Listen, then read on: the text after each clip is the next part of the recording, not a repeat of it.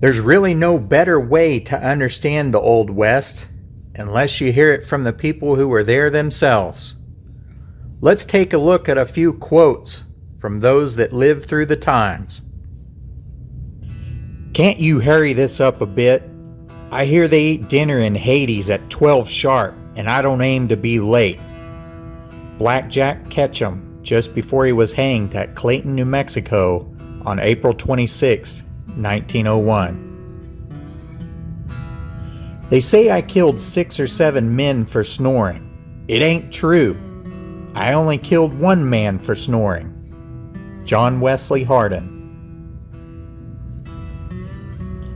The 7th can handle anything it meets. General George A. Custer, while declining reinforcements for the Battle of the Little Bighorn. In 1883, Sitting Bull was a guest of honor at the opening ceremonies for the Northern Pacific Railroad. When it was his turn to speak, he said in the Lakota language, "I hate all white people. You are thieves and liars. You have taken away our land and made us outcasts." A quick-thinking interpreter told the crowd that the chief was happy to be there and that he looked forward to peace and prosperity with the white people. Sitting Bull received a standing ovation. "Leave me alone and let me go to hell on my own route."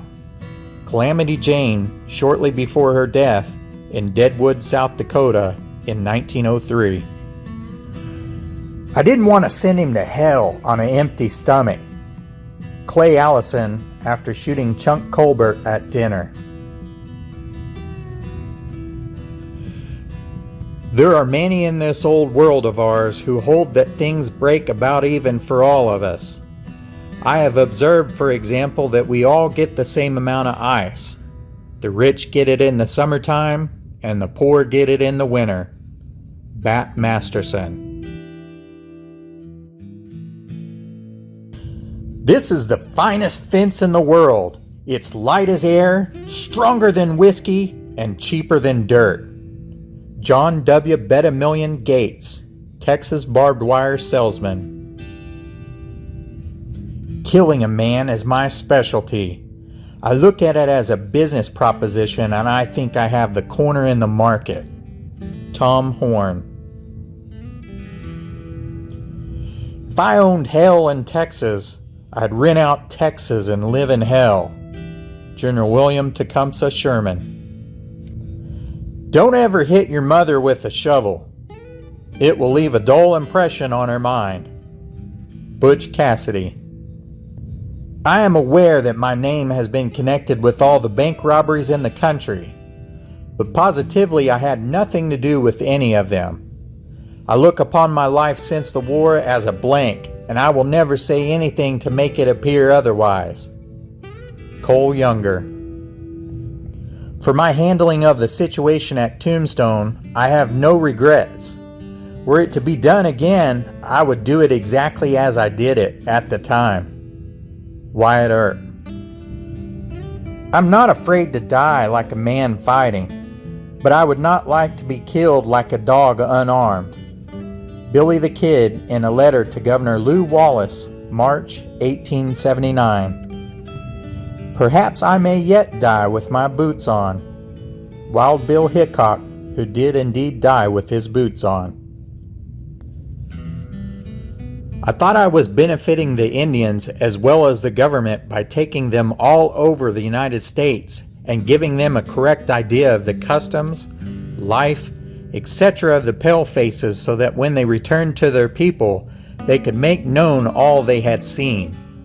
Buffalo Bill Cody. "Dodge City is one town where the average bad man of the West not only finds his equal, finds himself badly handicapped."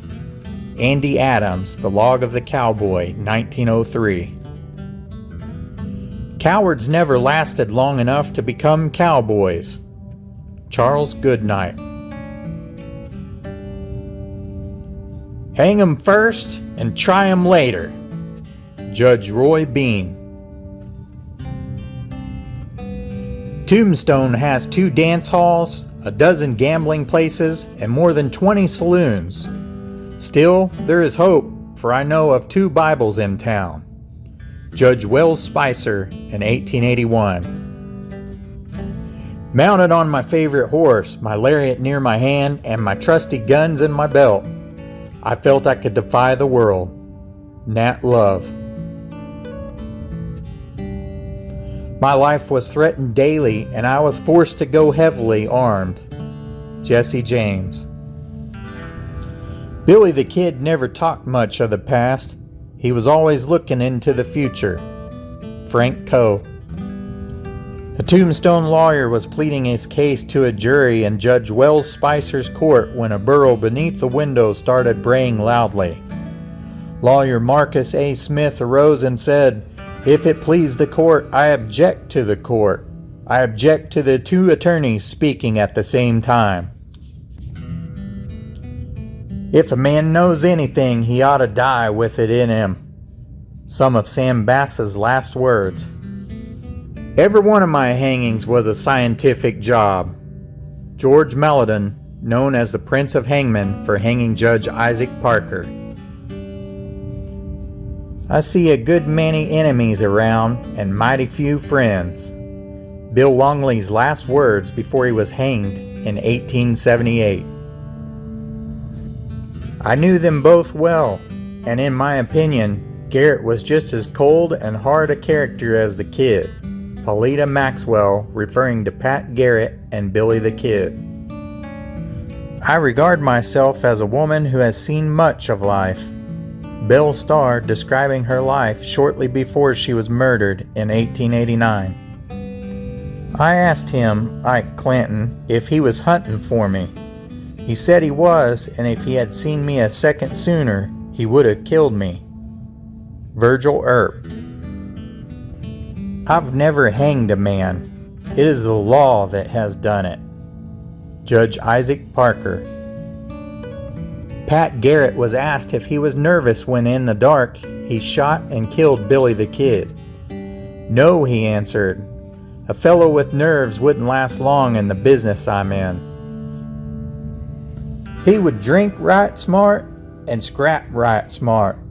He was an old Confederate war colonel with one arm shot off at the shoulder and the other almost gone. But he would fight his shadow.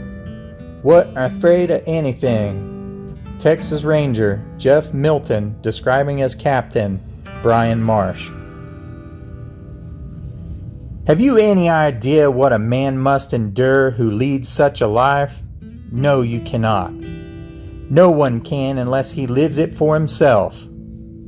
Frank James. Let the record show I've killed 51 men. Let her rip.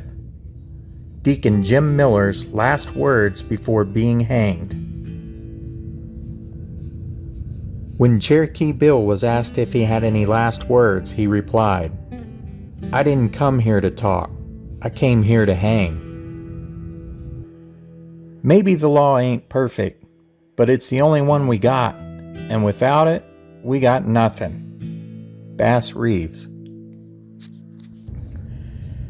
I have selected you to do this work, placing explicit confidence in your abilities to cope with those desperados and bring them in, live if possible, dead if necessary. Marshal E.D. Nix when selecting the 3 guardsmen to take down Bill Doolin and the Wild Bunch. I'd rather have pockets full of rocks than an empty gun. Frank Eaton, also known as Pistol Pete. Give me 80 men and I'll ride through the whole Sioux Nation. Captain William Fetterman, before agreeing to escort a wood transport train. However, before he and his men even reached the train, they were attacked by Indians in northern Wyoming on December 21st, 1866. Known as Fetterman's Massacre, Red Cloud's warriors ambushed and killed Captain Fetterman and his 81 men. Thanks for tuning in to another episode of The Old West. If you enjoy this type of content, please take a look at the other videos. I have quite a few on old outlaws and lawmen.